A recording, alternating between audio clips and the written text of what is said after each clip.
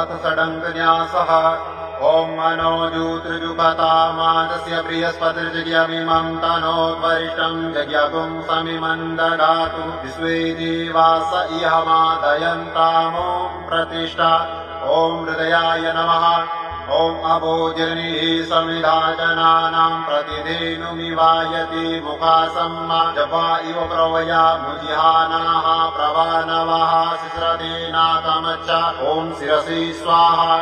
ॐ मूर्धानन्दिवो अरतिं पृथिव्या वैश्वानरमृता जातमग्निं कविगुं सम्राजमतिथिं जनानामासन्नापात्रं जनयन्त देवाः ॐ शिखाय वसट् ॐ मर्माणि ते वर्मणा छादयामि सोमस्वा राजामृतेनानुवस्ताम् गुरोर्वरीयो वरुणसे कृणोतु जयन्तन्त्वानुदेवा मदन्तु ॐ तव